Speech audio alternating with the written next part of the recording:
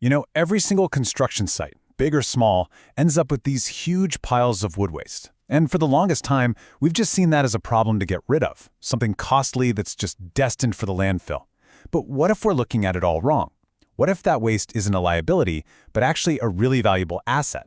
Well, today we're going to dive into a system that does exactly that. It's turning these chaotic piles of wood into a super high-purity feedstock for the new bioeconomy. And this right here really shows you the massive shift in thinking. On the left, you've got the old way. You make waste, you call a truck, and it goes straight to the landfill. It's a dead end, a one-way street. But on the right, that's the new model. It's a circular loop where that same waste is identified, it's verified, and then it's refined into a valuable product. And listen, this isn't just basic recycling. We're talking about creating a high-tech, data-driven supply chain from the ground up. So, to really get how this all works, we're going to walk through the whole journey, right from a user's perspective. We'll kick things off with the big idea, the digital refinery. Then we'll jump into the app, starting at the compliance gate where all the data goes in, and then see the value engine that shows you the money. After that, we'll see how that data turns into action, creates a digital paper trail, and finally, what it all means for the future. All right, so let's start with this core concept, the digital refinery. Think of it as a 5-layer software system that's built to solve one very critical problem. And that problem is what's known as the quality gap. This is really the heart of the whole issue. See, on one side, you have these messy, chaotic construction sites. But on the other, you have the bioeconomy. We're talking about facilities making things like biochar or renewable natural gas. And they have incredibly strict needs for their raw materials. They need feedstock with less than 10% moisture and less than 1% contamination. The digital refinery is the tech that builds a bridge across that gap. So how does the system actually bridge that gap?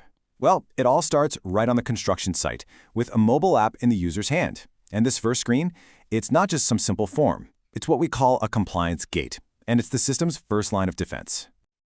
And the very first question the app asks is by far the most important one. Where did this wood come from? Is it from a brand new build, or is it from a demolition or renovation project? Believe it or not, this one choice sets off a whole chain of regulatory logic under the hood. Yeah, this distinction is absolutely critical. Wood from a new construction site is considered low risk, but demolition wood, that gets an automatic high-risk flag. Why? Because old, weathered, pressure-treated wood can look almost identical to clean wood, but it might contain nasty stuff like arsenic and chromium, which are heavily regulated. So the system takes no chances. It applies what's called a precautionary principle. Now, the app has a really smart on-device AI model that can look at a photo of a wood pile and classify it in less than 2 seconds. But, and this is a big but, because of that visual confusion we just talked about, if the user says the wood came from a demolition site, the system always flags it. It doesn't matter what the AI says, it has to go for a secondary screening at a processing hub. Safety and compliance always come first. Okay, so the user has put in their data, they've passed the compliance gate, now we get to Act 2, the value engine. This is where the system shows its cards and reveals the powerful financial hooks that make all of this so compelling. And this number right here, this is the stick that's driving the change. It represents something called the CIRCIL levy. It's a government fee of up to $60 for every single ton of wood waste that you send to a landfill. For a construction company, that cost adds up insanely fast, creating a huge financial incentive to find another way. The math here is simple, but it's also pretty stark. The old landfill route at the top means you pay a base fee plus that massive levy. But by using this new system to divert your clean wood, that levy just vanishes. Poof! The savings are right there, and they are significant. But it gets even better. This isn't just about saving money. Users can actually earn money. This is the carrot. See, when that clean wood waste gets turned into biochar, it permanently locks away carbon dioxide from the atmosphere. This process generates what are called carbon dioxide removal certificates, or CORCs, and these things have real cash value. And the numbers really back it up. For every ton of dry wood that gets processed, you're sequestering about 3/4 of a ton of CO2 equivalent. The money from selling those carbon certificates is then shared back with the customer. They get a carbon dividend. It's a direct financial reward for doing the environmentally right thing. So now, we're at the final act of our user's journey. They've seen the value, they're totally convinced. So how do they actually turn this digital quote on their phone into a real-world truck showing up at their construction site? The app makes this completely seamless. With just one tap, the user can send a pre-filled official request for quote straight to the dispatcher's SMS inbox. Or they can pop open a chat with an AI dispatcher on WhatsApp if they have a quick question.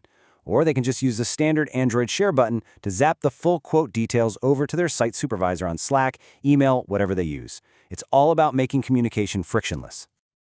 Okay, so the wood gets picked up, but we're not done yet. This is where we see what is, frankly, the most innovative part of the whole system. The data itself gets refined into an incredibly valuable digital asset for the customer. And this is it, the Digital Diversion Certificate. Think of it as a digital chain of custody that proves, without a doubt, what happened to that waste. It has the precise GPS coordinates of the pickup, the AI-verified purity percentage of the wood, the exact facility it was sent to, and, this is the key, proof that it was actually transformed into a new product, like biochar. So why is this so important? Well, for the big industrial, commercial, and institutional clients, this digital certificate is pure gold. It automates those painful, paper-based waste audits that are required by law, and it gives them the verifiable data they need for things like corporate social responsibility and Scope 3 emissions reporting. The data itself literally becomes the product.